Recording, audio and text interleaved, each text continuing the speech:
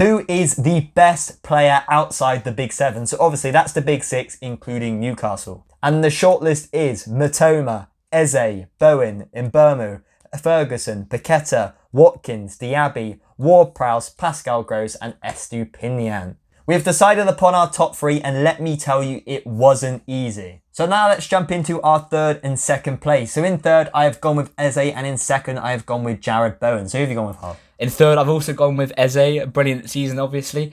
And second, I've gone for Lucas Paqueta. Well, that's an interesting one. So I've gone with Jarrod Bowen because he is arguably, if not West Ham's biggest goal threat. He scores big goals in the Conference League final to win West Ham their first major trophy in like 50 years. Yeah. He scores big goals against City, Chelsea, Liverpool, big moments. In the 21-22 season, 12 goals and 10 assists. Last season he performed quite well. This season he's already performing too. He's just a constant threat, and he's a very, very key player for West Ham. And I think aside from Declan Rice, when he was there last season, he was West Ham's best player and has been for the past few years. So I just think he's brilliant. Yeah, he's been fantastic. Yeah. And in third, obviously, we've both gone for Eze. Absolute ball of a player, 10 goals and 4 assists last season. Absolutely fantastic for Crystal Palace, and that was in sort of a fairly average Crystal Palace side, to be fair. He carries them, doesn't he? He does, especially since Zaha's going. I think we'll see the best of him. I think majority of fans will take him in the Premier League because obviously, as a Tottenham fan myself, I'd take him. He's arguably the best player on the ball in the England squad. His close control dribbling, him and Foden, just levels above, I think, the rest of them. Against Arsenal, when he weaved through those and it could have been a penalty, like that dribbling is just like in tight areas. Not many players can do that. Yeah, he's been fantastic. We also saw a game last season where he played against Bournemouth and he had an absolute blind of a game, and his dribbling again, that finish that he game, scored. and that top right, it was absolute fantastic finish. So Eze is an absolute quality player, and I think we'll see the best of him this season. Okay. So at number 2, you went with Paqueta. Why was that? I went for Lucas Paqueta because, as you said, Jarrod Bowen is a crucial player for West Ham, and he is a great goal scorer. He does turn up for West Ham in them big moments when they need him, but would he get them chances if Lucas Paqueta wasn't in the team? I don't know. I'm not so sure. What, even though his best season came when Paqueta wasn't there in 21-22? Yeah, I know, but in my opinion, I think he's the main man, and I think when you watch him play, everything sort of goes through him at the moment. Well, so you think if they lost him over Bowen, it would cost them more? I feel like I think because he is like the levels of his ability is not world class, but it's almost world class. Like his ability on the ball, he's not quite the fantastic. same goal threat, but maybe in terms of no, he doesn't offer and I know the numbers aren't great, but the way when you watch him play, the ability he offers on the ball and the chances he creates for West Ham are quite a lot. The link between midfield and attack. Yeah, he is sort of that main man, especially since Declan Rice is going as well. He is sort of a crucial. Well, he would have guy gone to City this summer if it wasn't for all those allegations. That's also what I was going to say as well. Man City want them, and I know Jarrod Bowen is sort of linked with like top clubs, Liverpool but and stuff. Never strongly. Where the fact that Man City really wanted Paqueta shows the level of ability he has, and obviously they got Matheus Nunes instead, who's obviously a great player as well. Different profile, isn't he? Yeah, he is different profile. Yeah, but Paqueta is fantastic, and if Man City want him, obviously you can't really argue with that.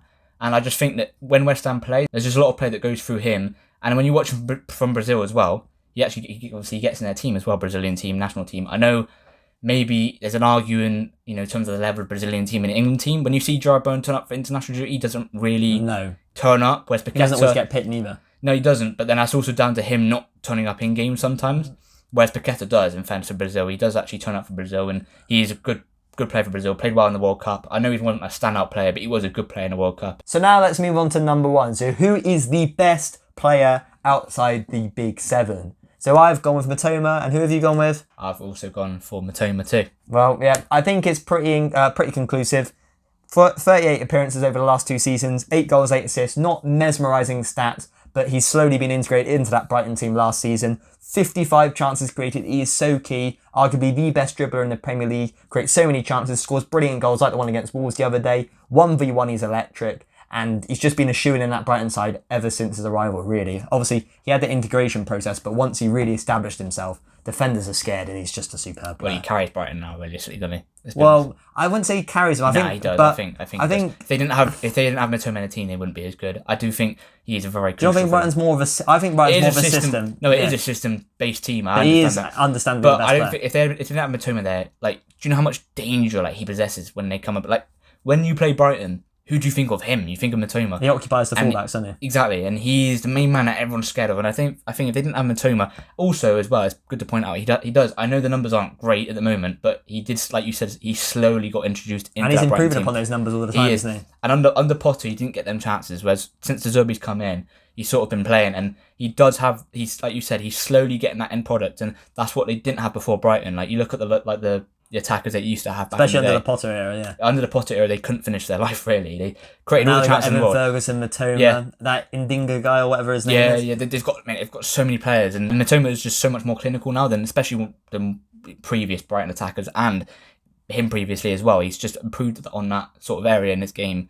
so much more now. Do you think he'll move in the summer to a bigger team, or do you reckon he'll stay at Brighton for a couple of seasons? I think he'll stay just because of how much Brighton will be asking for. Really? Do you not think he can move to maybe, I don't say a Liverpool, but maybe a Man United, a Chelsea, a Man City even? Don't get me wrong, he's easily good enough because right now he's arguably the best left winger in the Premier League right now. Yeah, he's up there. I don't think you could argue with that. He's certainly the best out of the likes of Rashford, Son, Luis Diaz and stuff. Yeah, and he's certainly the best outside the big seven, if that makes sense. So I would say he's definitely 100% good enough to get a big move, but it's obviously whether Brighton will allow him to leave. I think people think he's young. Well, he is young, but I think people think he's 21, 22, but he's not. He's like 26, 27. Yeah, he's actually not young, but obviously he's still at his best years. He's hitting his prime years. He's hitting his prime years. Like you said, he's got his best years. He's got like a uni degree in dribbling or something. So that shows you how good I also do think he's, like we mentioned with Eze, I also do think Bentoma's arguably the best dribbler in the league. I think him, Bernardo Silva, and then maybe Eze. I think those could easily be the top three because they're just so electric on the ball. I do think Mitoma for me is probably the best dribbler in the league now. 1v1, especially when he squares up his fullback. Like most fullbacks that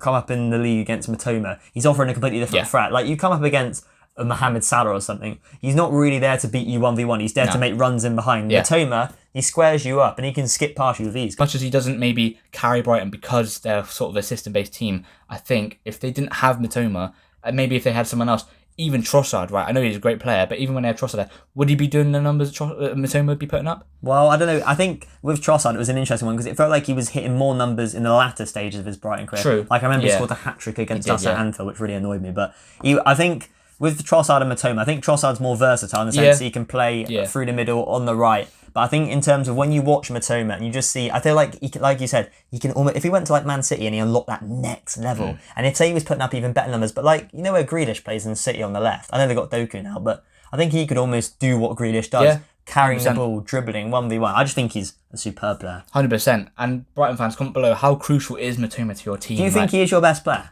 Yeah, I think he is, but is it Pascal Gross, Evan Ferguson, Estepinian? Many on the shortlist that could be in there. There's not, that's a good shout. There's many good, Billy Gilmore as well. Yeah. But there is many good players in Brighton. I'm not saying that, by the way, but I just think Mitoma is just like that step ahead. Yeah, like he is just that level above everyone else. And if they didn't have him, would they be maybe battling for the European spots? I think they would, but not as much as a better level. He's a difference maker, isn't he? Yeah, he is. Like he's that guy that you look at who makes a big impact on the game. Like he is that guy. Like he is him. If you know that sort of saying, he is him. Mitoma is him. And before we wrap up, there's obviously a lot of players on the shortlist that didn't get in our top three. And Zach, so for example, why would you not put someone like James Ward-Prowse, who's been a very consistent player, Estepinian, one of the best left backs in the league, if not the best left back in the league? So why are these players missed out? Evan Ferguson, there's loads of players there that I thought a player like Estepinian, like you said, Harvey said, he's been one of the best fullbacks in the league for the past 12 months. But I think when you're comparing them to attacking players who are just a joy to watch, have end product, impact games more maybe so than Estepinian, I think you've got to favour those. And with someone like Ward-Prowse, as good of a set-piece taker as he is, I feel like his overall ability, like in terms of playing in midfield, in terms of dropping deep, winning the ball back, progressing the ball forward, it doesn't compare to some of the other players on this list. I just realised a player as well we missed. Ollie Watkins, absolute ball of a player, scored a ridiculous amount of goals. In the shortlist as well? Yeah, I know he's in the shortlist, but that's what I'm saying is we missed him out in the top three.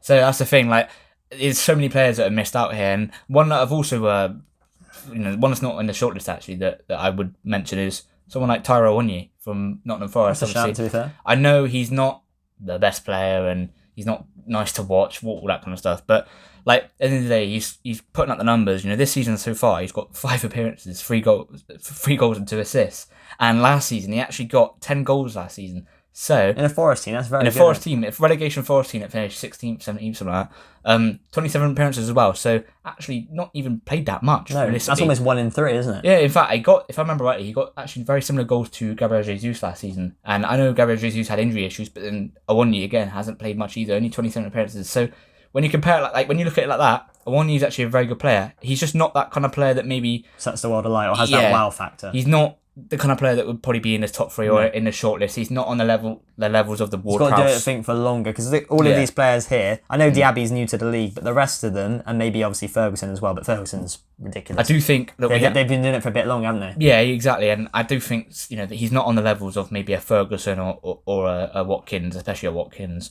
or a Ward-Prowse, because like you said, just due to longevity, and I just don't know if he is on that level yet. Is he just going for a purple patch? Yes, possibly, yeah. But if you look at his stats, they do sort of say, you look at the goals amount of goals he scored. He is the reason Forest stayed up last season. I think Johnson's left now as well, and he's carrying on. Perhaps we could see him sort of take more responsibility and become a player that we didn't even know he could become, and become a main threat, a main goal scoring threat. Because I think a lot of teams do sort of shy away from him. A lot of teams do. I do think a lot of teams are quite scared of him. Yeah, he's a big physical presence. He is, yeah. And I do think when you think of Nottingham Forest, he is a player that possesses a lot of sort of aura around him. When you think about Nottingham Forest, you are fairly worried. As much as fans may not want to admit it, no, you are quite worried about someone like Awoniyi. He scored against some crucial teams like Liverpool. I remember last season he scored against Liverpool. Did he score Man United this season? Yep, the Man United this season. So he's scored. He's turned up in big games. Yes, he's turned up for Nottingham Forest, and like I said, he's the reason they stayed up. I think Forest fans would agree with that too.